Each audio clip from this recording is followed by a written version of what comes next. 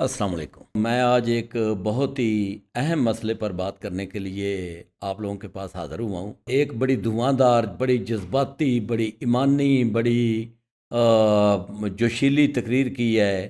جناب مصطفیٰ کمال صاحب نے قومی اسمبلی میں۔ اگر ہم یہ کہتے ہیں کہ ہم یہ سودی نظام میں اس ملک کو ترقی دیں گے، خوشحال ہو جائے گا ملک، تو یہ اللہ کی طاقت کے ساتھ یہ ضد ہے، ضد۔ اس کا مطلب ہے کہ اللہ اور اس کا رسول اس ملک میں ہم سے یہ جنگ نعوذ باللہ ہار گیا ہے۔ ہم اس سودی نظام میں رہ کر جو اس ملک میں خوشحالی پیدا کریں گے، ہر گھر کی دیواریں سونے کی اینٹ کی ہو جائیں اور چھت جو ہے وہ چاندی کی ہو جائے، پھر بھی میں کہوں گا کہ اللہ اور اس کا رسول ہی جیتے گا اور ہمارے لیے دھوکہ ہے۔ ہم دیکھ نہیں رہے 70 سالوں میں کہ ہمارے پاس ہمارے حالات کیا ہو گئے، کہیں سے کچھ کوئی چیز سدھرنے کے قابل نہیں ہے۔ اللہ کی کتاب مان نہیں رہے، قائد اعظم کو مان نہیں رہے، اللہ کے رسول کی کتاب کو، اللہ کے رسول کی بات مان نہیں رہے، ذوالفقار علی بھٹو کا یہ آئین 38F مان نہیں رہے، اور ہم کہہ رہے ہیں کہ جو ہے وہ ہم بڑے اس اپنے دماغ کو لگا کر ہم اس ملک کو خوشحال کریں گے۔ ہم مسلسل اللہ اور اس کے رسول سے جنگ میں ہیں۔ ہم کتنے بہادر ہو گئے ہیں کہ اسلام کے نام پر بننے والے اس ملک میں ہم جس دن سے ہمارا یہ سودی نظام ہے، ہم اللہ اور اس کے رسول سے کھلی جنگ میں ہیں۔ انہوں نے اپنے نام کی طرح ماشاءاللہ کمال کر دیا ہے اور اس کے اوپر واہ واہ کی جا رہی ہے پورے ملک میں، اور پورے ملک میں اس کی تعریفیں کی جا رہی ہیں۔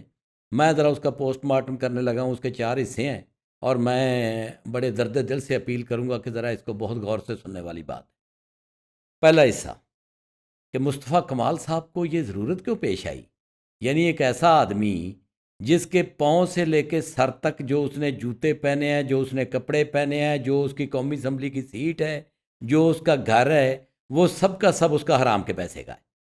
یعنی وہ خود کہہ چکا کہ میرے پاس کچھ نہیں تھا، مجھے تو اپنا انہوں نے بھائی جان نے دیا، جو انگلینڈ میں جا کے بیٹھے ہوئے الطاف حسین بھائی نے مجھے دیا تھا۔ تو الطاف حسین بھائی کے پاس کس کے پیسے تھے؟ اس بد نصیب قوم کے پیسے تھے۔ پہلے تو میں اس کا یہ بتا دوں آپ کو کہ مصطفیٰ صاحب، میں آپ کی خدمت میں گزارش کروں گا، میں یہ نہیں سمجھتا کہ آپ نے جان بوجھ کے یہ کیا ہے، میں یہ سمجھتا ہوں کہ آپ ایک انوسنٹ آدمی ہیں، آپ بہت نیک ہوں گے، بہت اچھے ہوں گے، لیکن میں آپ سے ریکویسٹ کروں گا کہ حضرت عمر بن عبدالعزیز رضی اللہ تعالیٰ عنہ کو جب اقتدار ملا تو انہوں نے سب سے پہلے آ کے فاطمہ کو، اپنی بیوی کو کہا کہ جتنا ہمارے پاس مال ہے یہ لوگوں کی ملکیت ہے، اور انہوں نے سارے کا سارا مال واپس کر دیا۔ ان کی بیوی فاطمہ وہ خاتون تھی جس کا باپ بادشاہ، جس کا دادا بادشاہ، جس کے 4 بھائی بادشاہ، جس کا بیٹا بادشاہ۔ تو میں آپ سے، جس کا خامد بادشاہ سوری، میں آپ سے یہ گزارش کروں گا کہ آپ میں ایمان نے جوش مارا، یہ کسی وقت بھی مار سکتا ہے بندے کو، کسی وقت بھی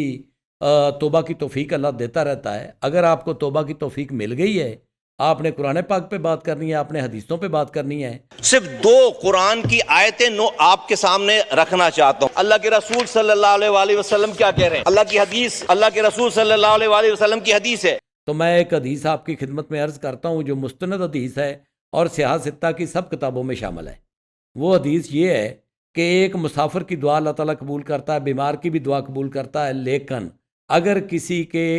کپڑوں میں یا اس کی روزی میں ایک لقمہ حرام کا ہوا یا کپڑوں میں ایک ٹکڑا حرام کا ہوا تو اللہ تعالیٰ اپنی رحمت سے اس کو دور کر دے گا، اس پہ عربی میں اس کو کہتے ہیں کہ اس پہ اوپر لعنت کرے گا۔ میرے محترم بھائی، بہت ہی شفقت سے میں آپ سے دست بستہ گزارش کرتا ہوں کہ آپ اگر یہ کام کریں گے تو ہو سکتا ہے آپ کی دیکھا دیکھی یہ پوری قومی اسمبلی کر دیں۔ پہلے تو آپ نمبر پہ تو آپ سیٹ واپس کریں، کیونکہ یہ سیٹ تو پی ٹی آئی کی ہے اور آپ نے خود ایڈمٹ کیا ہوا ہے کہ آپ کو تو ووٹ ہی نہیں پڑے تھے۔ پہلے نمبر پہ آپ سیٹ واپس کریں۔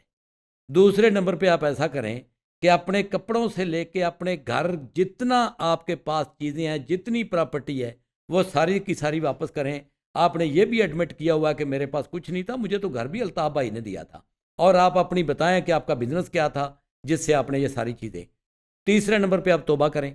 یہ ساری چیزیں آپ پہلے کریں گے کیونکہ انسانوں کا حق ہے، اور یہ حق پتہ ہے کن کا ہے؟ یہ جو آپ کوٹ پہن کے، یہ جو ڈریس ہے آپ کا، یہ قومی اسمبلی میں جو لوگ بیٹھے ہیں یہ اے سی کے بغیر بیٹھ ہی نہیں سکتے، اور اے سی پتہ کس بندے کے پیسے سے چل رہا ہے؟ جس کے بچے کو پاکستان میں دودھ نہیں مل رہا، جس کی بیوی کو ہسپتال میں دوائی نہیں مل رہی، جس کو باہر مزدوری نہیں مل رہی، جس کے بچوں کو آٹا نہیں مل رہا، جس کے بچوں کو کپڑے نہیں مل رہے، جس کی بیٹی جسم بیچ کے اپنی تعلیم کا خرچہ پورا کر رہی ہے۔ یہ 5-5 ہزار کی مصطفیٰ کمال صاحب جو ویڈیو نکلتی ہیں یونیورسٹیز میں سے، یہ کیا ساری عیاشی مارتی پھرتی ہیں؟ وہ بیچاری مجبور ہیں، وہ ہم لوگ یہ جو لٹیرے ہیں نا، یہ لٹیروں نے ان کو لوٹ لیا ہے، ان کا سارے کا سارا مال، اور اب وہ بیچارے بے دست و پا اپنی عزت بیچ رہے ہیں، اپنا جسم بیچ رہے ہیں، اپنی جان بیچ رہے ہیں۔ وہ کہتے ہیں کہ چہرہ بتا رہا تھا کہ مارا ہے بھوک نے، لوگ کہہ رہے ہیں کچھ کھا کے مر گیا۔ بھائی وہ کھا کے اس نے کیا مرنا ہے؟ وہ بھوک آپ کو پتا ہے کہ کیا کیا کرشمے دکھاتی ہے اور اس سے بڑی تو کوئی چیز ہی نہیں ہوتی، اور بھوک نے نڈال کر دیا ان لوگوں کو، اور آپ نے باہیں کھڑی کر کر کے اتنی بڑی اسمبلی میں دھواں دار تقریر کی، تو یہ جناب دھواں دار تقریر آپ کا حق ہے، آپ کریں، لیکن سب سے پہلے اپنی سیٹ واپس کریں، اپنے دوستوں کے آگے ہاتھ جوڑیں کہ یار یہ سیٹ واپس کریں، یہ تو ہم نے چھینی ہوئی ہے، یہ تو چوری کی ہے، اور چوری کے کپڑے پہن کے، چوری کی سیٹ لے کے، چوری کی سیٹ پہ بیٹھ کے، چوری کی گاڑی میں بیٹھ کے، چوری کا کھانا کھا کے آپ آ کے قرآن کی تبلیغ شروع کر رہے ہیں۔ تو میں یقین جانیے، مجھے آپ سے بالکل میں حسن ظن رکھتا ہوں کہ آپ انوسنٹ ہوں گے، لیکن میں آپ کو بتا رہا ہوں، میں اللہ کے ہاں جا کے بھی آپ سے یہ سوال کروں گا کہ یہ ساری چیزیں جو آپ کے پاس ہیں واپس کریں۔ آپ کے مثال سے آپ ایک مثال بنیں گے تو ہو سکتا ہے پاکستان میں بہت سارے لوگ جو ہیں وہ ساری چیزیں واپس کر دیں، اور اس بے بدقسمت ملک کی بھی سنی جائے، قائد اعظم کی روح کو بھی قبر میں سکون ملے کہ یار یہ جو میں نے بنایا تھا یہ اس کا حال کیا کر دیا ہم نے۔ اچھا، یہ تو اس کا پہلا حصہ تھا کہ آپ اس پہ عمل کریں، ورنہ جو آپ نے تقریر کی ہے یہ منافقت کے زمرے میں آئے گی، اور میں بالکل قطعاً نہیں چاہتا کہ آپ ایک منافق آدمی، میں بالکل نہیں سمجھتا، میں سمجھتا ہوں آپ انوسنٹ ہیں، آپ فوراً واپس کریں گے۔ نمبر 2، جب یہ آپ کریں گے نا تو منافقت کا لبادہ آپ سے، اس وقت تو عبداللہ بن ابی بھی اپنی قبر میں سوچ رہا ہوگا کہ یار یہ تو بندہ میرے سے کوئی 100 گنا بازی لے گیا، میں تو کسی کھاتے میں نہیں آتا، جس کو رئیس المنافقین کہتے تھے، یقین مانیے اتنا منافق تو وہ بھی نہیں تھا۔ اگر آپ نے یہ واپس نہ کی تو میں پھر آپ کو منافق ہی سمجھوں گا۔ نمبر 2، اس کا دوسرا حصہ وہ یہ ہے کہ آپ نے قرآن پاک کی غلط تشریح کی ہے، غلط تعبیر کی ہے، غلط انٹرپریٹ کیا اس کو، اور مجھے یہ دکھ نہیں ہے کہ یہاں پہ پاکستانی کیا کہیں گے، پاکستانی بیچارے تو وہ ملا کے ہاتھ میں ہے، کنٹرول میں ہے، ملا نے اس کا دماغ ہی بند کیا ہوا ہے، لیکن جب غیر مسلم یہ سنتے ہیں کہ اگر یہ جو آپ 278 اور 279 آیت پڑھتے ہیں قرآن پاک کی سورہ بقرہ کی،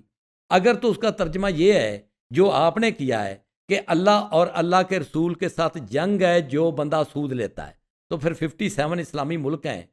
تو پھر تو ان کا بیڑا گرک اب تک ہو جانا چاہیے تھا بما پاکستان کے۔ یعنی کیا آپ سمجھتے ہیں کہ اللہ اور رسول کے ساتھ جنگ کرنے کے باوجود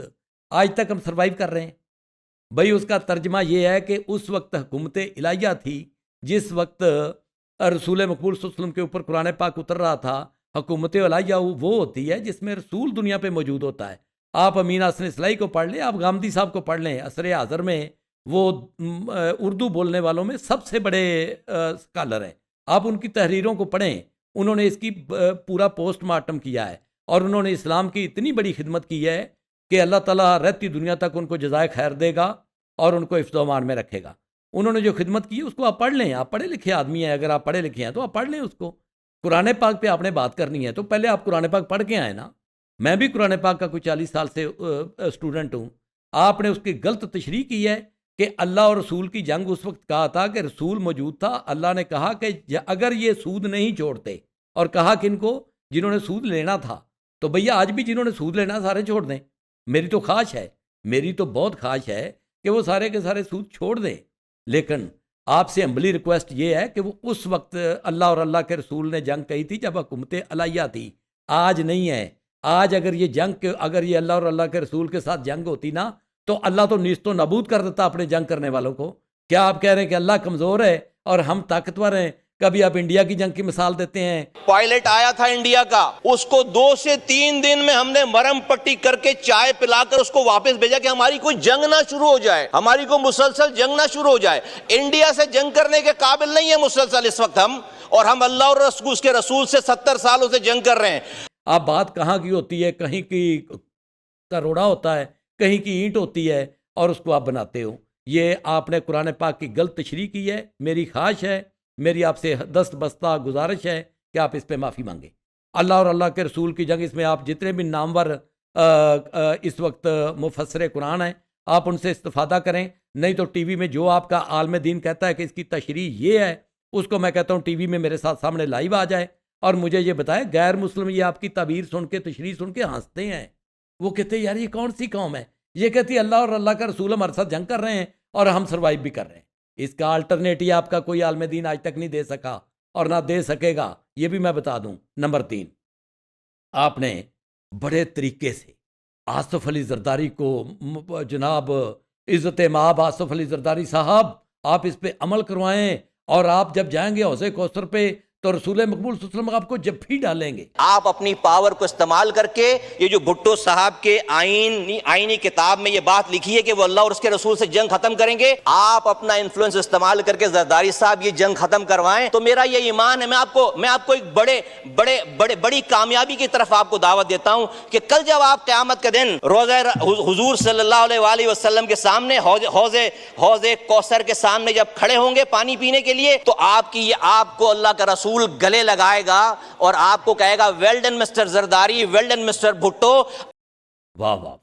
اس پہ تو عبداللہ بن ابی بیچارہ تڑپ تڑپ کے مر گیا ہوگا کہ یہ قومی شیطان مر گیا ہوگا، شیطان رو رو کے مر گیا ہوگا کہ یہ تو میرے بزرگ آ گئے، میں کس نرگے میں پھنس گیا ہوں، یہ بیچارے تو کسی لائق ہی نہیں، میں تو کسی لائق ہی نہیں ہوں، یہ تو میرے محاق استاد ہے، استادوں کے بھی استاد ہیں. بات یہ ہے کہ قرآن جو کہتا ہے کہ جس نے ایک قتل کیا اس نے پوری انسانیت کا قتل کیا. پہلے وہ آپ نے ذوالفقار علی بھٹو کو کلین چٹ دی، شہید ذوالفقار علی بھٹو نے جو نیشنلائزیشن کی پالیسی لے کے آئے تھے، جو پاکستان کا ستیہ ناش کیا تھا، جو بیڑا گر کیا تھا اپنے دور میں، اس پہ پہلے آپ ایک کمیشن بٹھائیں اور کمیشن بٹھانے کے بعد وہ دیکھیں کہ جس نے باطل طریقے سے مال کھایا کسی کا، اس نے تو پورا ملک اجاڑ کے رکھ دیا. یہ جو خودکشیاں لوگ کر رہے ہیں یہ کس کی وجہ سے کر رہے ہیں؟ یہ آپ کی پالیسیوں کی وجہ سے کر رہے ہیں. یہ جو لڑکیاں اپنی عزتیں بیچ کے اپنی تعلیم کے خرچے پورے کر رہی ہیں، یہ جو مائیں اپنی عزت بیچ کے اپنے بچوں کا دودھ خرید کے لے کے آ رہی ہیں، کسی غریب مسکین کو دوائی نہیں مل رہی، یہ کس کی وجہ سے ہے؟ یہ آپ کے اسی فخر ایشیا، آپ کے جتنے لیڈر ہیں ان کی وجہ سے، آپ کے سمیت. آپ لوگوں نے جو کراچی میں کیا، جو کراچی کو برباد کر دیا، جو پاکستان کو برباد کر دیا، اور آپ آصف علی زرداری کو بھی کلین چٹ دے رہے ہیں. وہاں پہ کوئی ایسا چیف جسٹس نہیں بیٹھا ہوا کہ جو رشوت لے لے گا، وہاں پہ اللہ میاں بیٹھا ہوا ہے، وہاں پہ آپ کے ہاتھ گواہی دیں گے، وہاں پہ آپ کے پاؤں گواہی دیں گے. یہ کیا کہہ دیا آپ نے کہ پورے ملک کو آپ برباد کر دیں، پورے ملک کو آپ کھنڈر بنا دیں، پورے سندھ کی جو آبادی ہے ان کے پاس دودھ کے لیے، بچوں کے دودھ کے لیے پیسے نہیں ہیں، اور آپ نے بڑے آرام سے کہہ دیا جب آپ جائیں گے نا زرداری صاحب تو آپ کو رسول مقبول صلی اللہ علیہ وسلم جب بھی ڈالیں گے. رسول مقبول صلی اللہ علیہ وسلم نے کہا جو ظالم حکمران ہے اس کو تو عرش پہ سایہ بھی نہیں ملے گا، اللہ تعالیٰ اس کی طرف نظر عنایت بھی نہیں کرے گا. 500 میلز کی دوری سے بھی اس کو جنت کی خوشبو نہیں آئے گی. مصطفیٰ کمال صاحب، آپ لوگوں نے تو پورا ملک ہی اجاڑ دیا. آپ نے تو امانت داروں کے سپرد کرتے ہیں. آپ سورہ نساء کی آیت نمبر 58 نکال لیں نا پہلے آپ، اس کے بعد آپ سورہ مائدہ کی آیت نمبر 44، 45، 46، 47 پڑھیں کہ جو میرے دیے ہوئے قانون کے مطابق فیصلے نہیں کرتے وہ ظالم ہیں، جو میرے دیے ہوئے قانون کے مطابق فیصلے نہیں کرتے وہ فاسق ہیں، جو میرے دیے ہوئے قانون کے مطابق فیصلے نہیں کرتے وہ کافر ہیں. آپ تو اس اسمبلی میں بڑے عرصے کے بیٹھے ہوئے ہیں، کیا آپ اللہ کے دین کے مطابق فیصلے کرتے رہیں؟ کیا آپ امانت داروں کو دیتے رہیں؟ کیا عدل و انصاف اس ملک میں ہو رہا ہے؟ وہ ذمہ داری کس کی تھی؟ آپ تو ہمیشہ اسمبلیوں میں رہے، اور آپ کے جو قائد تھے، قائد محترم الطاف حسین صاحب، جو کراچی میں آپ لوگوں نے لوگوں کا خون بہایا ہے. اللہ تو کہتا ہے جس نے ایک انسان کو قتل کیا اس نے انسانیت کو قتل کیا، اور آپ لوگوں نے تو ندیاں بہا دی خون کی. اور آپ لوگ اپنا اور آصف زرداری، مجد اللہ اور آپ اور فخر ایشیا، میں کس کی بات کروں اور کیا بات کروں؟ ایک کمیشن بٹھایا نا اس کے اوپر. اس کے بعد چوتھی، لوگ کہیں گے کہ اگر یہ اتنا ہی غلط تھا تو کیا کیوں؟ اور بھائی میں جو آپ کو میری پہلی پوڈ کاسٹ میں جو میں نے بتایا تھا کہ یہ 7 طبقے ہیں جو ایک دوسرے کو پروٹیکٹ کرتے ہیں، یہ ڈائیورجن لگاتے ہیں. اب لوگوں کی توجہ بھوک کی طرف نہ جائے، عدل و انصاف کی طرف نہ جائے، لوگوں کی توجہ اس طرف نہ جائے کہ آپ ملک کو لوٹ رہے ہیں، آپ ان کو ایک ربا کا کھلونا دے رہے ہیں، چھنکنا دے رہے ہیں ان کو، اور آپ کے ہماری پیچھے سے واہ واہ واہ واہ کیا بات ہے. مصطفیٰ کمال نے تو کمال ہی کر دیا بھائی، مصطفیٰ کمال نے ڈائیورجن کا کمال کیا. آپ کا ملا اس میں اس ڈائیورجن لگانے میں شامل ہے، وہ پیچھے آپ کے واہ واہ کرتا ہے. آپ کا پارلیمنٹیرین اس میں شامل ہے، آپ کا ٹاپ کلاس بیوروکریٹ اس میں شامل ہے، آپ کا ٹاپ کلاس بزنس مین اس میں شامل ہے، آپ کا ٹاپ کلاس جج اس میں شامل ہے، آپ کا ٹاپ کلاس جنرل اس میں شامل ہے. یہ جو آپ کرتے ہیں یہ اللہ سے ڈریں. میں آپ کو آخری ہمبلی ریکویسٹ کرتا ہوں آپ سے کہ آپ میں بڑی صلاحیتیں ہیں، آپ کچھ کا کچھ کر کے دکھا سکتے ہیں. یہ جو پانی آج تک آپ نے یہ سمندر میں پھینک رہے ہیں، اللہ کے نبی نے تو فرمایا کہ جو دریا کے کنارے بیٹھ کے، نہر کنارے بیٹھ کے بھی وضو کرے وہ پانی کا ایک قطرہ ضائع نہ کرے. تو آپ تو 10 ارب ڈالر کا پانی ہر سال سمندروں میں پھینک رہے ہیں. آپ نے کالا بانگ ڈیم نہیں بننے دیا،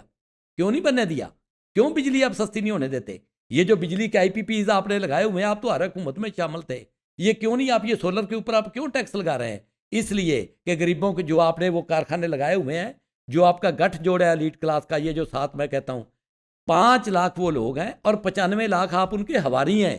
آپ ان کو فیسیلیٹیٹ کرتے ہیں، آپ ان کا ٹولہ ہیں. آپ 95 لاکھ ہے، یہ 1 کروڑ بندے نے اس ملک کو یرغمال بنایا ہوا ہے، غلام بنایا ہوا ہے، اور اس 1 کروڑ میں مصطفیٰ کمال صاحب آپ شامل ہیں اور بدرجہ اتم شامل ہیں، اس کے ہراول دستے میں شامل ہیں. یہ پانی کا ذرا ٹی وی پہ میرے ساتھ بیٹھے نا، یہ کالا باغ ڈیم کا آپ کو کیا مسئلہ تھا؟ اس لیے مسئلہ تھا کہ آپ غریبوں کو سستی بجلی نہیں دینا چاہتے تھے، اس لیے مسئلہ تھا کہ پاکستان کا پانی ختم ہو رہا ہے اور آپ چاہتے ہیں کہ واٹر ٹینکر مافیا جو کراچی میں آپ نے پالا ہوا ہے، جس سے آپ کروڑوں روپے بھتہ لیتے ہیں، اس کو پروٹیکٹ کرنے کے لیے آپ یہ پانی نہیں بنانے دیتے، آپ بجلی نہیں بنانے دیتے، آپ یہاں پہ کوئی چیز بہتر ہونے نہیں دیتے، اس لیے کہ کہیں یہ غریبوں کو تعلیم نہ مل جائے، غریبوں کو صحت نہ مل جائے، اور یہ کہیں اٹھ کے ہمارے برابر کھڑے نہ ہو جائیں. اور اگر یہ برابر کھڑے ہو گئے، جس دن یہ 24 کروڑ لوگوں کو پتہ چل گیا کہ یہ 95 لاکھ 95 لاکھ ان کے ایجنٹ ہیں اور 5 لاکھ وہ اصل ظالم لوگ ہیں جنہوں نے اس ملک کو مٹھی میں کیا ہوا ہے اور جنہوں نے اس ملک کو یرغمال بنایا ہوا ہے، جنہوں نے اس ملک کو غلام بنایا ہوا ہے، تو میری دستبستہ آپ سب لوگوں سے گزارش ہے کہ یہ جو کوٹ پینٹ پہن کے 3 پیس پہن کے آپ اسمبلی میں بیٹھے ہوئے ہیں نا، اور اوپر غریبوں کے پیسے سے جو اے سی چلائے ہوئے ہیں آپ نے 15 20 اللہ کے لیے توبہ کر لیں، ابھی آپ کے پاس وقت ہے. اللہ تعالیٰ کہتا ہے سورہ زمر میں 51 52 آیت آپ نکالیں، 39 نمبر پہ صورت ہے سورہ زمر. اللہ تعالیٰ کہتا ہے آپ نے سب کچھ کر لیا لیکن میری رحمت سے مایوس نہ ہو جانا. لا تقنطوا من رحمت اللہ، میری رحمت سے مایوس نہ ہو جانا. میری ہاتھ جوڑ کے آپ لوگوں کے آگے گزارش ہے کہ خدا کے لیے 16 کروڑ لوگ اس ملک کے رہنے کے قابل نہیں رہے، ان سے بل نہیں دیے جا رہے، ان سے آٹا نہیں لیا جا رہا، ان کے بچوں کو دودھ نہیں مل رہا، ان کے بچوں کو چائے نہیں مل رہی، ان کے بچوں کو جوتے نہیں مل رہے، ان کے بچوں کو کپڑے نہیں مل رہے. خدا کی قسم وہ رو رہے ہیں، اور وہ اس حال میں جب جا کے وہ آخرت میں شفاعت، جب رسول مقبول صلی اللہ علیہ وسلم کے وہ 16 کروڑ لوگ جا کے شکایت کریں گے جو 16 کروڑ پہلے بھی مر گئے ہوں گے، تو اس انجام کو آپ یاد رکھیں. بس میری یہی گزارش تھی کہ توبہ کر لیں. بہت شکریہ. اللہ